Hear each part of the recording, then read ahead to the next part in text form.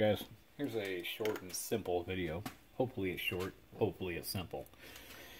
Turn signal switch. This is a 70 to, we're going to say 73. 70 to 73. How do I know? It's got 6 wires going down to this box right here. This is your turn signal box. High beam, low beam switch. Before you ever work on it, look right inside here. Right inside this little piece right here. See if it's cracked. Right. If it's going to be cracked, it's going to be right here in the middle.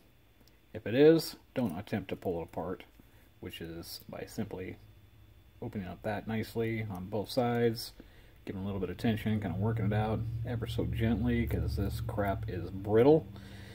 And if you do it wrong, it will split right there in the middle on both sides, and it'll come apart, and you will not get it back together the way it should. So leave it to the professionals, or learn how to do it gently.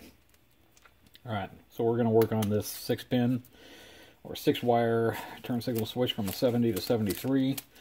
Actually, this is a 71 to 73 because it has the long wire, which goes all the way back up underneath the dash and plugs in. The 70 or Series 1 has a short one just like this. This is for high beam, low beam, and horn. But it also has a 6-pin similar to this that sits the same height. So it's only this big. So that's it. Just like that. That's how you can tell when you're going through the junkyard. Just look at the switch. That'll tell you if it's a Series 1 type switch. Alright? So first things first. I'm going to try to make this short and sweet. This is a service job. This switch was already rebuilt 2 years ago. He has resistance in his turn signals.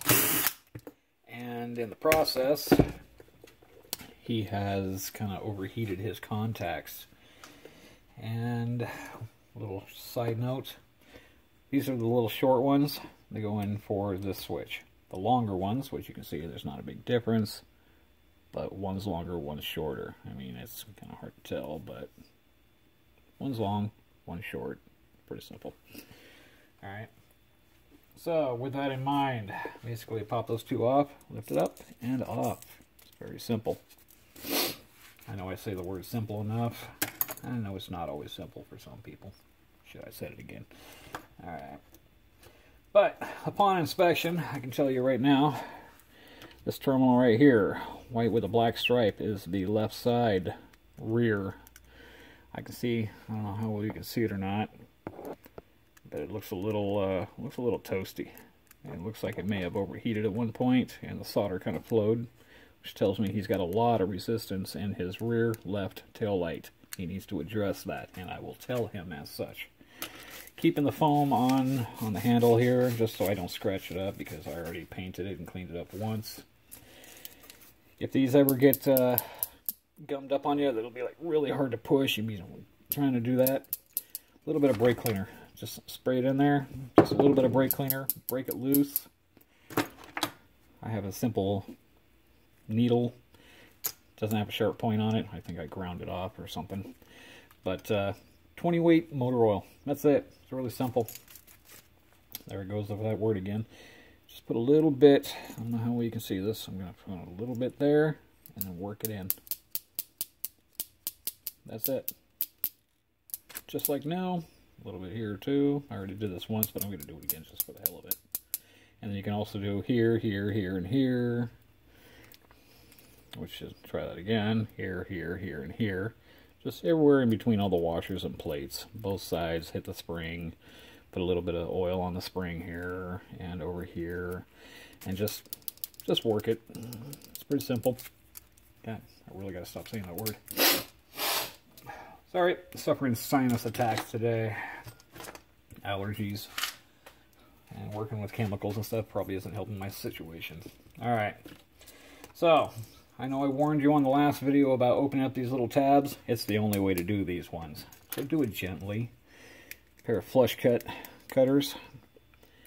Get up underneath there and just gently just open it up just a little bit. Just enough to clear that board. See, this is the second time the switch has been opened, so I have to be very careful because steel like this you can only do that a few times. Open it up, reclamp it, before these little tabs break off, and I got to replace the whole box. And this is a fairly nice clean one, no corrosion, no rust, and I don't want to have to do that. So do those two. Come over here, do this one, same thing. Just be careful, you just want it to open up enough to open this. Do it on flat level surface, because there is this. This is your contacts. I call it a contact teeter, only because it teeters back and forth. It's pretty simple. I don't know how well you can see that. Pretty simple. I really hate that word now. And you can see the contacts are a little bit dirty there, right on the ends. How well you can see that here. Go like this. See if that helps. Nope. Oh, there it goes. So yeah, they're a little bit dirty. Same thing on the other side. So set that aside. Inside, you got a ball bearing and a spring. Pull the ball bearing off, set it aside. Use your fingernail, slip in here, pull the spring out, set it aside. Use a Q-tip. I'm not going to redo it because this has already got good clean grease on it. Q-tip, acetone, brake cleaner. Wipe out the inside of that. Get it all nice and clean. Make it pretty. Make it slide easy. There should be some up here. I probably wiped it off in the process of handling this. But a little bit of grease in here. Just a dab. Just inside that little hole right there. And that will hold the spring in again. We're going to take the spring. We're going to give it just a little bit of a tug. Keeping it on my fingernail. I'm going to slip it back into place. It's done. A little bit of grease on here also. Not for lubrication, but as kind of a glue to hold on to this little ball bearing.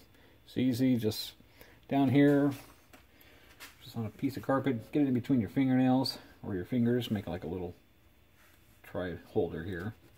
Just slip it in there. Just rub it back and forth. Inspect it, make sure it's clean. Got all the crap off. And then we're just going to reach in there. Dunk. Push it into place. Doesn't go anywhere. We're good. Alright. I'm going to wipe off the grease from this. It has a little bit on here. A little bit of brake cleaner. Wipes off the grease nicely. Now, you probably can't see it, but I can. But I can tell that this contact right here has overheated. As has this one a little bit. These ones look about typical.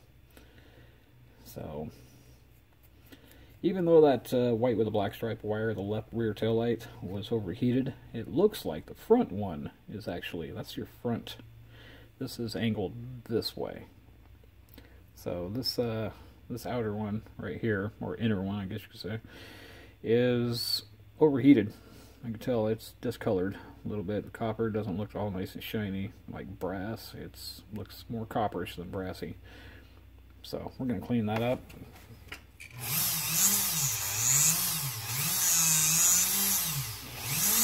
Both sides, just to make it look pretty. I know you can't see what I'm doing, but trust me, it's getting clean. So basically, just run them back and forth, and nice and easy. I almost said simple. There. There. Now, this doesn't really do anything for it function-wise, but at least I know all the soot is off. Any dust from whatever else is gone. And this should be nice and slick and smooth. If it's rough, might want to find a replacement. Now, the problem he's having is left turn signal's a little bit rough. Right side, he has to press a little bit harder, but slips into place. Do not squeeze. These two little bridges that hold this in place. Do not squeeze this one and this one together to hold this in place. It's not necessary. It's just supposed to sit in there nicely and fall out just as easy as it goes in. Don't squeeze them. It's not necessary. Just don't do it.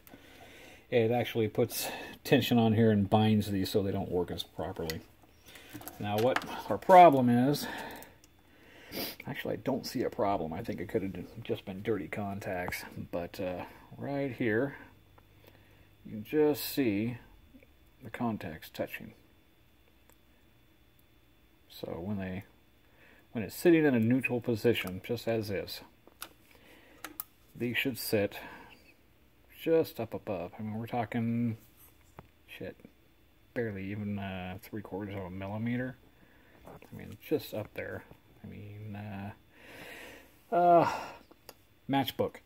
If you got a matchbook, it should just slip in there. I mean, you should be able to hold that still. It should just slip in there. If it's too close, you take a chance of it accidentally touching when you don't want it to and turning your blinker on for you.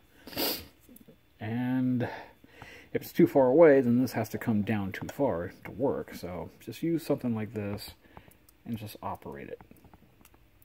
Yeah, so in the neutral position right there in the middle, it should just sit up above. Now, if it's too high, which this one's just a smidge too high, take it, and you're going to take these contacts and you're just barely going to give it a little bit of a bend. I mean a little bit. Put it back on, see how it fits. You bend too far, this is spring-loaded steel. Basically spring metal. If you bend it too far, you are not going to get it to bend back up where it needs to be. I mean, if it's bent too far down, forget it. I mean, you can try to use a pair of needle nose or something flat and flush, duckbill pliers, whatever.